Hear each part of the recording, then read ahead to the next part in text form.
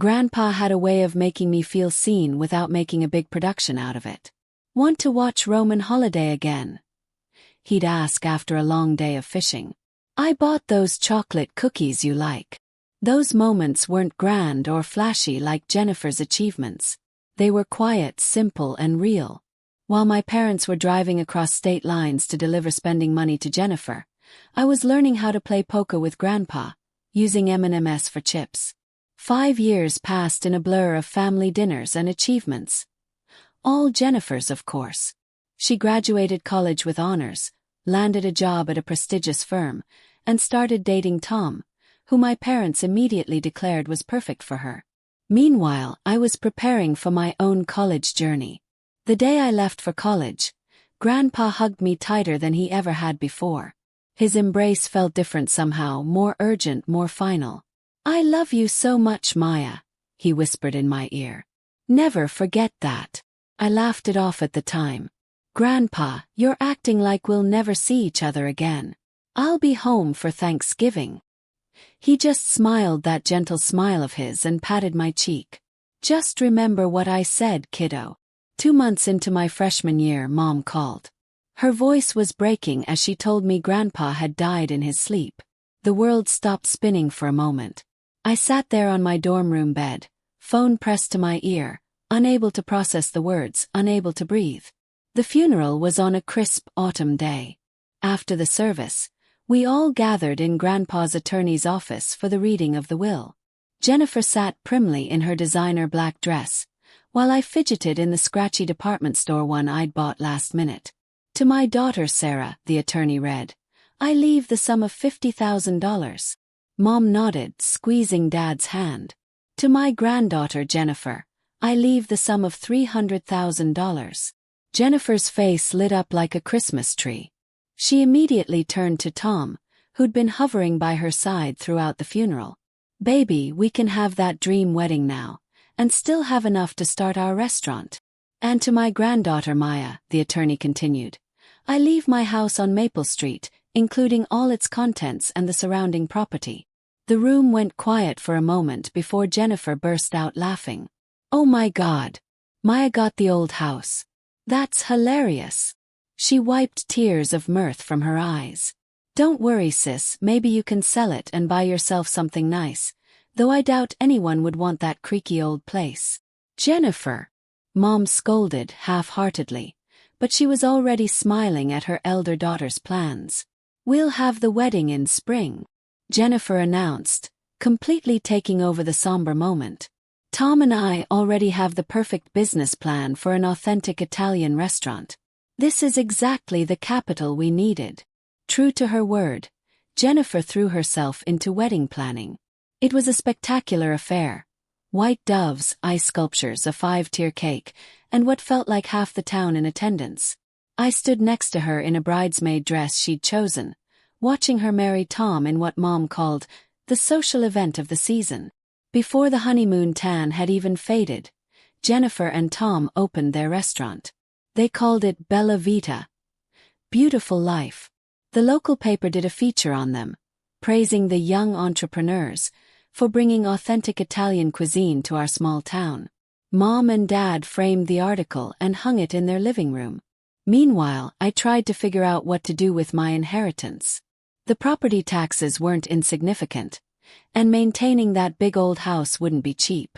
After running the numbers one weekend, I thought I'd found a solution. At the next family dinner, I decided to bring it up. "I've been thinking about the house," I said, trying to sound confident as I pushed my green beans around the plate. "Since I'm at college most of the year, I could rent it out. That would help cover the taxes and maintenance." The silence that followed made me look up. Mom and Jennifer were exchanging one of their looks, the kind that had always meant trouble for me growing up. Jennifer's husband, Tom, suddenly became very interested in his mashed potatoes. "Oh, honey," Mom said in that patronizing tone she reserved for when she thought I was being particularly dense, "why would you want to rent to strangers when your sister and Tom need a place to live?" And blinked. "What?" Jennifer set down her wine glass with a delicate clink. "Well, it makes perfect sense, doesn't it? Tom and I could use the extra space, especially now that we're running the restaurant. And obviously, you're not going to charge rent from your own sister. I mean, that would be ridiculous, right? Mom, of course it would. Mom agreed immediately. Family helps family. And just like that, they turned back to their previous conversation about the restaurant's new wine list. Dad nodded along. Jennifer gestured animatedly about some expensive Chianti she'd imported, and Tom finally looked up from his potatoes to join in. My fork froze in mid-air, a cold knot forming in my stomach as the horrifying reality of what just happened slammed into me. I could protest, of course. I could point out that it was my house, my inheritance, my decision. I could remind them that Jennifer and Tom had just gotten a huge sum of money from Grandpa's will while I got, well, apparently nothing now. But I knew it wouldn't make any difference.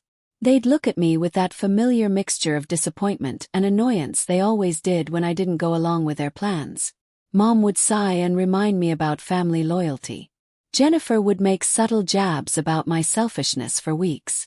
Dad would give me that look, the one that said I was making things difficult for no good reason. So I did what I'd always done. I swallowed my protests along with my now cold green beans, and stayed quiet. The next weekend Jennifer and Tom moved into my house. She sent me pictures of how they were updating the place. Grandpa's old leather chair replaced by some modern monstrosity. His beloved fishing photos taken down to make room for framed reviews of their restaurant. While I studied for midterms in my cramped dorm room, my sister and her husband lived rent-free in my house. Every time I came home for breaks, I had to ask permission to visit what was legally my own property.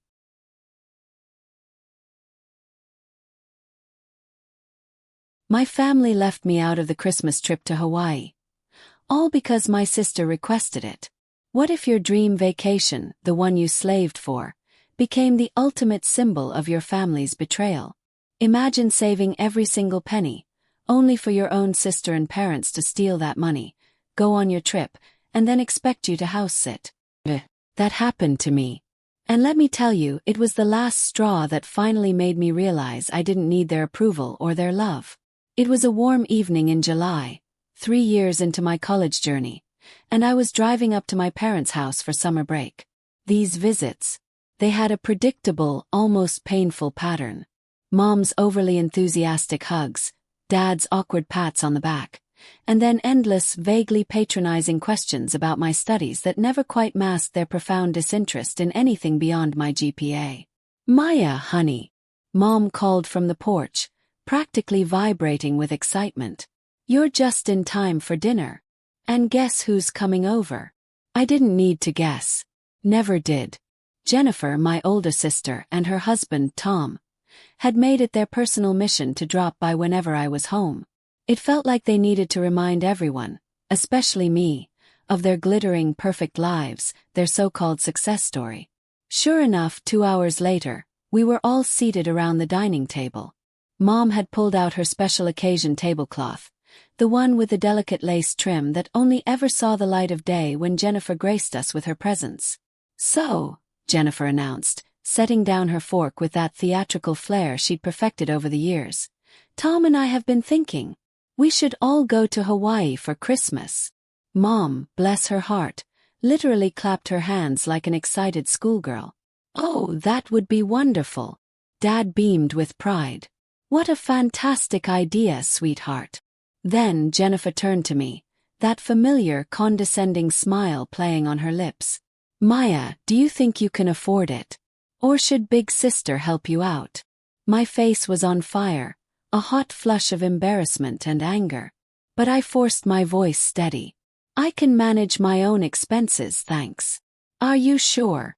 Jennifer raised an eyebrow, a challenge in her eyes. "Because we're looking at about $3,000 per person for flights and hotel." I swear I nearly choked on my water right there, my breath catching in my throat. $3,000. That was more than all my savings combined. I was only making minimum wage at my part-time jobs. But I'd rather eat ramen for the next 6 months straight than accept Jennifer's charity. "I'll manage," I repeated firmly, my voice a little tighter than I intended. Jennifer just shrugged, completely unconcerned, and turned back to our parents. "Well, anyway, the restaurant is doing amazing. We just hired a new sous chef from Italy, can you believe it? Authentic Italian cuisine right here in our town. You're so entrepreneurial, dear. Gosh. Maya, you should really take notes from your sister about business sense. Yes, Maya, Jennifer chimed in. Maybe you could even work for me someday. Sitting at that dinner table, watching my parents fawn over Jennifer's Hawaii plans, I felt like I was 10 years old again. Absolutely nothing had changed. The same eager nods from Mom, the same proud smile on Dad's face, the same suffocating feeling of being utterly invisible. Jennifer was still their golden child, just as she'd been since we were kids.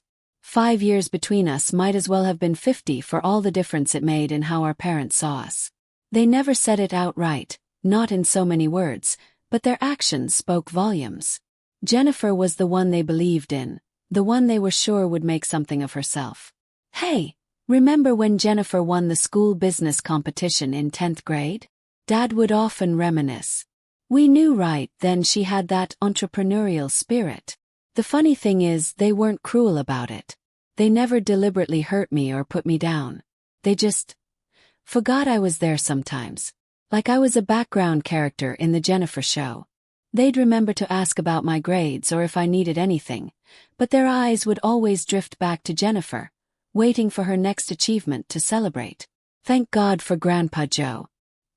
He lived in that big old house with a wraparound porch and the creaky swing. He was the only one who seemed to have enough love for both of us. A successful businessman himself, he'd promised early on to pay for both our college educations. When Jennifer left for college, I was 13. Thought things would change. Finally, I'd get my chance to be the daughter in the spotlight. Boy, was I wrong. Jennifer just called. Mom would burst into my room, practically vibrating with excitement. She's joined the debate team. We should drive up this weekend to see Jennifer. Dad would suggest at breakfast. We can take her some money for expenses. They'd spend hours on Skype with her, the laptop perched on the kitchen counter while they cooked dinner, Jennifer's voice filling our house even in her absence. Meanwhile, I'd slip out the back door and head to Grandpa's. Those afternoons at Grandpa's became my sanctuary. We had our own little routine that felt more like home than my actual home ever did. We'd settle into his worn leather couch, a tub of mint chocolate chip ice cream between us, and watch old movies on his ancient TV. You know what's great about Casablanca, Maya? He'd say, pausing the movie. It's not about the obvious hero. It's about the quiet one who does the right thing when nobody's watching. Other days we'd order a pepperoni pizza, and he'd tell me stories about his own childhood while we played chess. He taught me how to fish too, taking me out on weekends to the lake behind his house. The thing about fishing, he'd say as he helped me bait my hook, is that the best fish aren't always the ones making the biggest splash. Sometimes, it's the quiet ones swimming deep that turn out to be the most special. I'd sit there in his little fishing boat, watching the sunlight sparkle on the water, and feel like maybe, just maybe, I didn't need to be the favorite to be loved. Let's fast forward back to the present. After that summer dinner where Jennifer dropped the Hawaii bombshell, I threw myself into work with renewed determination. Between morning shifts at the campus cafe and evening hours at the library, I barely had time to breathe. But every time I felt like giving up, I'd think about Hawaii and push myself to pick up an extra shift. When Jennifer called in late November, I had the money ready. $3,000, nearly every penny I'd earned over the past few months. Send it today, she instructed. I need to finalize the bookings. I transferred the money immediately, my hands shaking with excitement as I clicked send on the banking app. That weekend, I treated myself to a new swimsuit. Nothing fancy, just a simple blue one-piece on sale. My friend Lisa even let me borrow her good suitcase, the one with the wheels that actually worked. December 23rd arrived, crisp and cold. I showed up at my parents' house with my borrowed suitcase and new swimsuit, practically buzzing with excitement. But something felt off. Mom barely met my eyes when she hugged me, and Dad kept clearing his throat, the way he did when he was uncomfortable. Then Jennifer and Tom arrived. The moment they walked in, I knew something was wrong. Jennifer had that look on her face. The same one she'd worn when she told me she'd be living in my house rent-free. Mom and Jennifer exchanged glances that made my stomach twist into knots.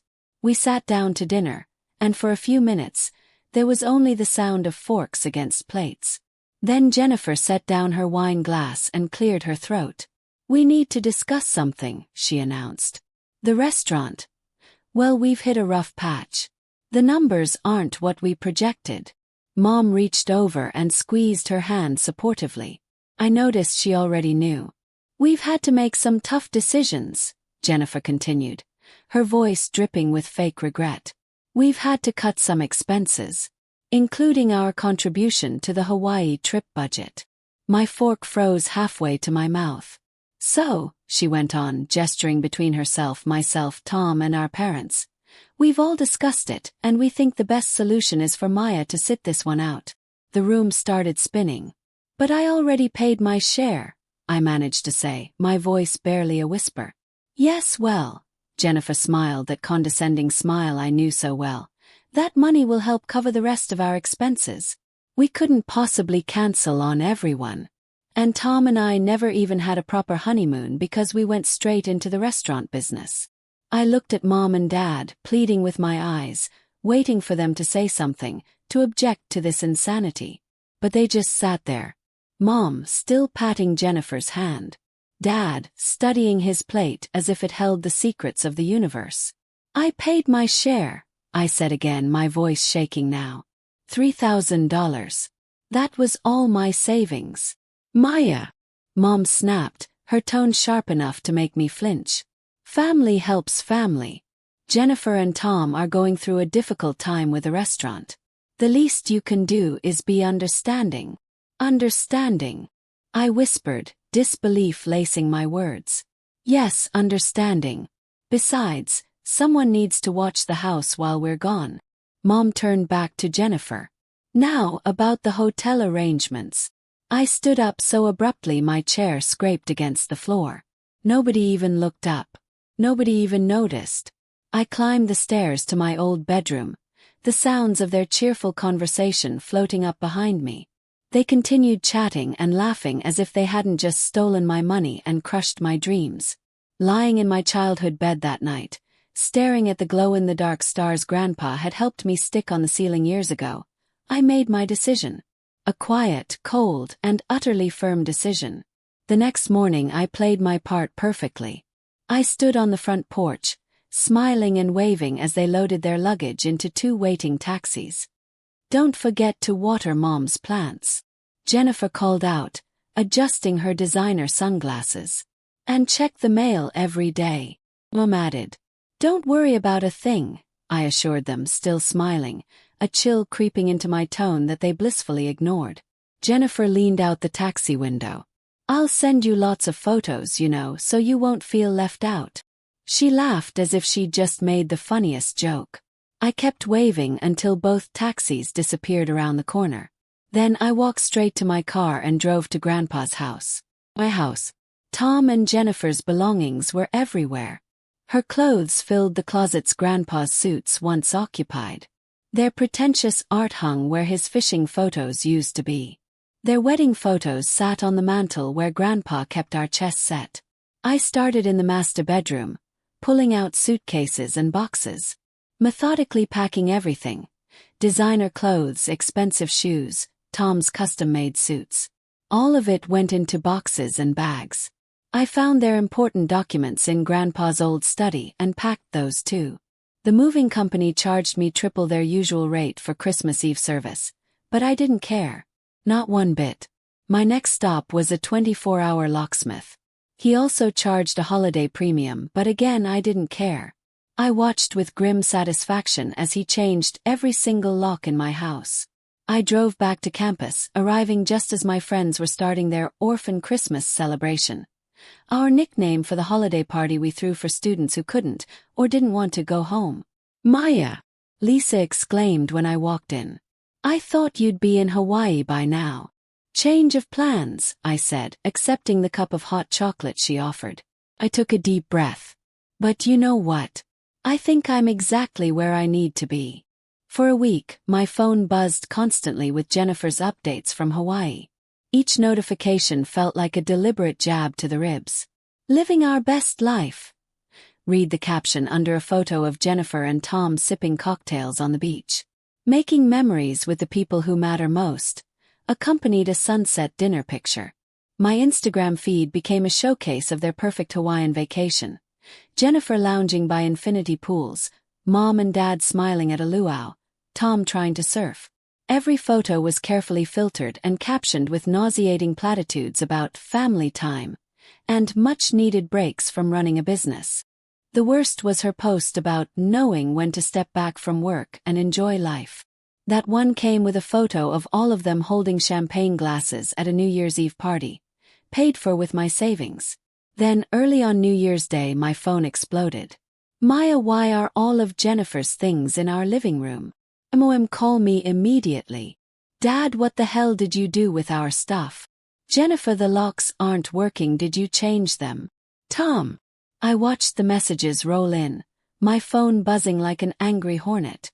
This is completely unacceptable, call US now. Mom. If you don't bring the new keys right now, you'll regret this. Jennifer. Maya, Elizabeth Parker, answer your phone this instant. Dad. The messages kept coming, growing increasingly angry. Words like ungrateful, selfish, and spiteful filled my screen. Jennifer's texts became particularly colorful, peppered with accusations about betraying family and ruining their lives. How dare you throw your own sister out on the street after everything we've done for you? You're just jealous because we got to go to Hawaii and you didn't. This is the most selfish thing you have ever done. My phone showed 47 missed calls and over 100 messages by mid-morning. I read each one, letting their words wash over me without response. With each angry message, I felt lighter, freer. They could rage and threaten all they wanted. I wasn't that compliant little girl anymore. I put my phone on silent and went to get breakfast with my friends, leaving their messages unread and their calls unanswered. For the first time in my life, I didn't feel compelled to explain or justify myself to them. By evening, my phone showed over 200 missed calls. The constant buzzing had become white noise. But when Mom's name flashed across my screen for the 201st time, I finally answered. How dare you? Mom's voice exploded through the speaker before I could even say hello. Do you have any idea what you've put your sister through, Maya? Dad's voice joined in from another extension. This behavior is completely unacceptable. I sat cross-legged on my dorm room bed, surprisingly calm. Is it? Asked my voice steady. Like taking my $3,000 and going to Hawaii without me was acceptable? That was different. Mom spluttered. The restaurant. I cut her off. My voice was steady, firm, and finally heard. Let me talk for once in my life. Just let me talk. Amazingly, they fell silent. You took my money. Money I worked double shifts to earn. You let Jennifer and Tom live in my house rent-free while they ran their restaurant. You've always treated me like I was nothing compared to Jennifer. Always. That's not. Dad started. Remember my high school graduation? You left early because Jennifer called about a job interview. My college acceptance letter.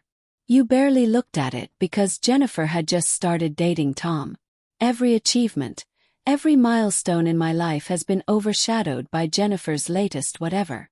The words poured out of me, years of hurt and resentment finally finding their voice. And then Hawaii. You didn't just take my money, you laughed about it. Jennifer sent me mocking photos. Do you have any idea how that felt to know my own family could be so cruel? The silence on the other end stretched out. Finally, Mom spoke, her voice softer but still defensive. Maya, you have to understand. Jennifer and Tom are really struggling with the restaurant. They need help. And I needed parents who cared about me as much as they cared about Jennifer, I retorted. I needed a sister who didn't treat me like a doormat. I needed a family who saw me as more than just Jennifer's backup plan. But where will they live? Mom's voice cracked. They can live with you just like they are now. Or they can rent an apartment like normal adults. My house isn't their safety net anymore. And starting next month, I'm renting it out to actual paying tenants. You can't. Mom began. I can and I will. I've already talked to a property management company. The lease is being drawn up. I hung up before they could respond. 30 minutes later, my phone lit up with messages from Jennifer.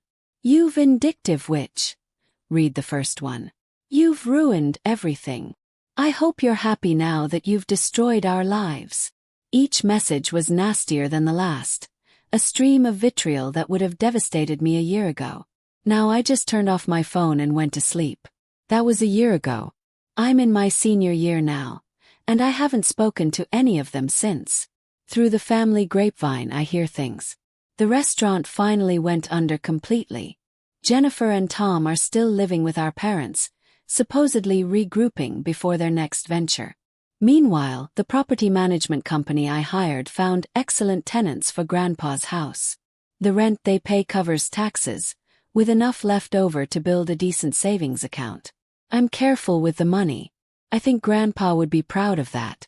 Sometimes, usually late at night when I can't sleep, I wonder if we'll ever reconcile. If Mom will ever understand why I did what I did. If Jennifer will ever see me as an equal rather than a convenience. If Dad will ever stand up for me the way he always stood up for her. But then I remember that day in Hawaii, when they were all drinking champagne with my money, and I realized something. I don't need their understanding anymore. I don't need their approval or their love or their acceptance.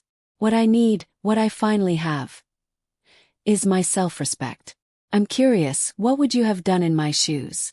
Or have you ever had to choose your self-respect over family ties?